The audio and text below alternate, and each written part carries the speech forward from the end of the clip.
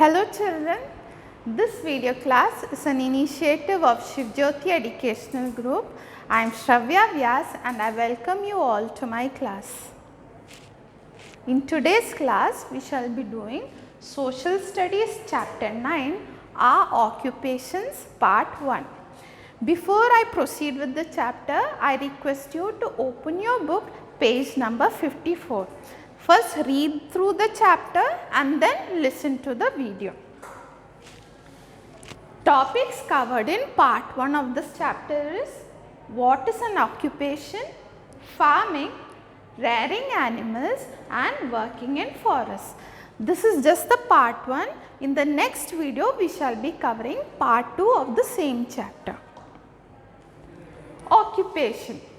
Before I start with occupation, we will discuss a bit about basic needs or basic necessities of life.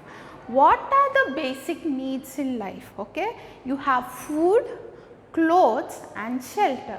So, we need food to eat, we need clothes to wear and you need shelter to live in.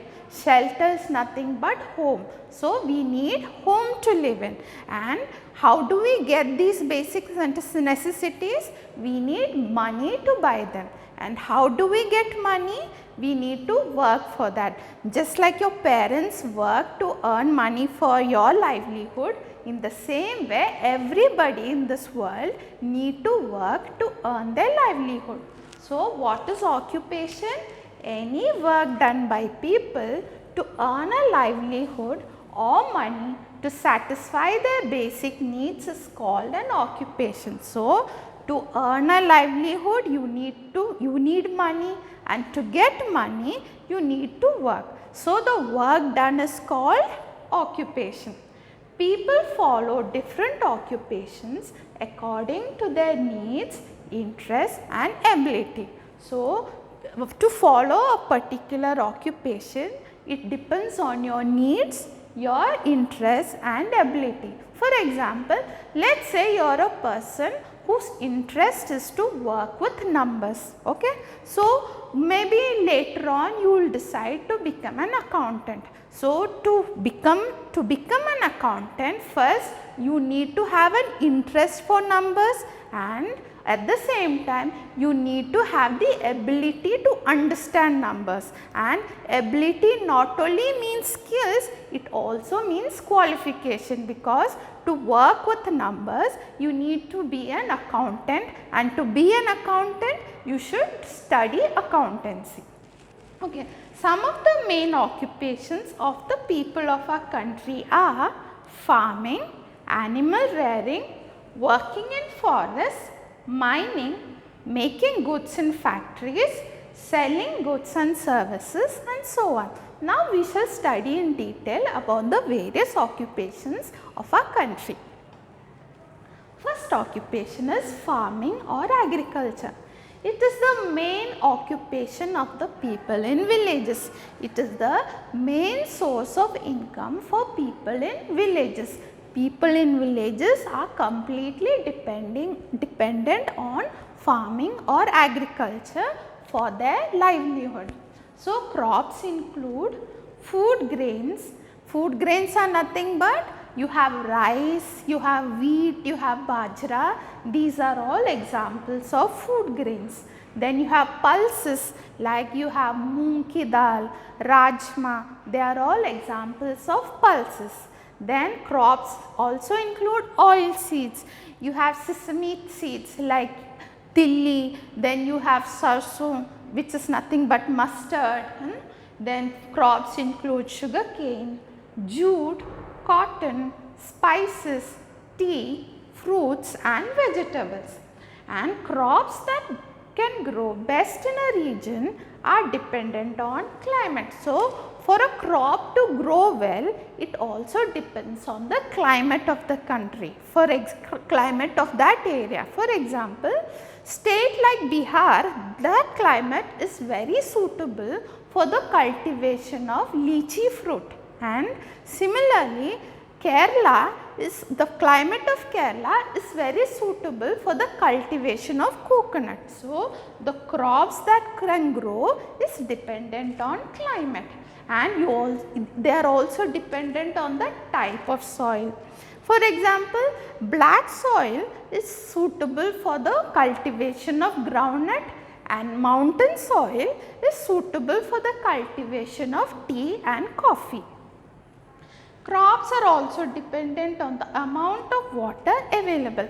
There are some areas in our country where water is available in plenty.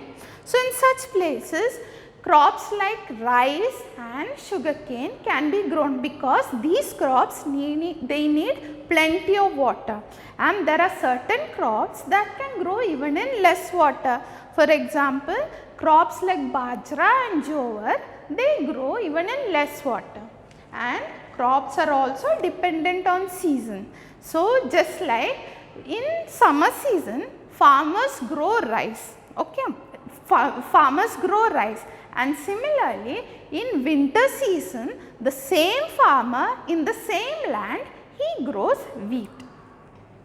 So, these are the factors that the crops are dependent on. Now, let us talk about rearing animals. Rearing animals means rearing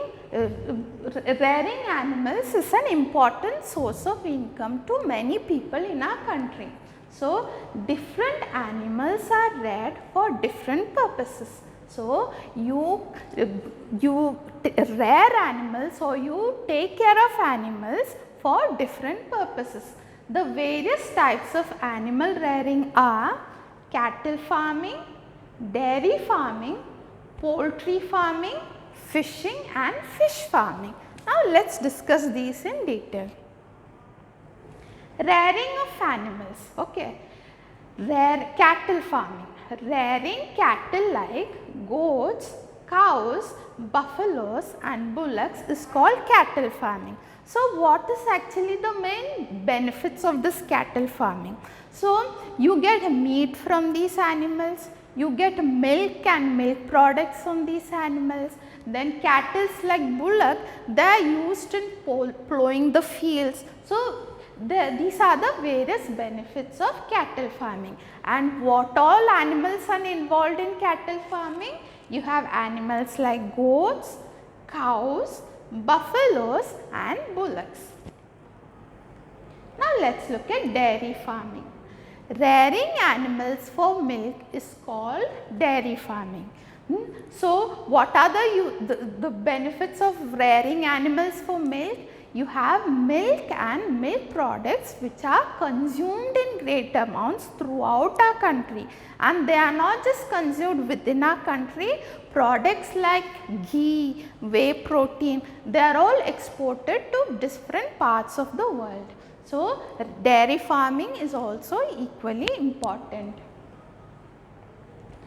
Poultry farming, rearing hens, ducks and geese for their meat and eggs is called poultry farming. So, what all do we rear in poultry farming? You have hens and ducks, and these are used for the consumption of meat and eggs. Fishing and fish farming. Fishing is a very important occupation in our country because fish is the staple food of many states in our country, and states like Assam, West Bengal and Kerala, fish is the staple food and it is eaten most there. Okay. And other than being the staple food, fish is also exported to other countries. Okay. Other than being the staple food, fish and fish products like oil, like fish oil, that are exported to other countries from India. So, fishing is an activity of catching fish by fishermen in the coastal areas, and fish farming is the rearing of fish in big tanks. So, there are two things here. One is fishing, the other one is fish farming. As you can see in this picture, when the fishermen go to sea or ocean to catch fish, that is called fishing, and when fish is cultured, when fish are cultured in tanks, they are called fish farming. You can see in this, in water tanks, Fish eggs are cultured and later on they become fish, and this is called fish farming. Other than cattle,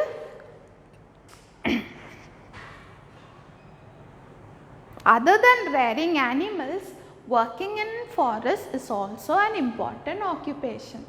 Many people work in forests. So, what do they do in forest? First, trees are cut down for wood. Then the wood that is cut down is used for various purposes. So, what do? They first cut down the trees, then they make wood out of these trees, and this wood is used for various purposes. And what are the various uses of wood?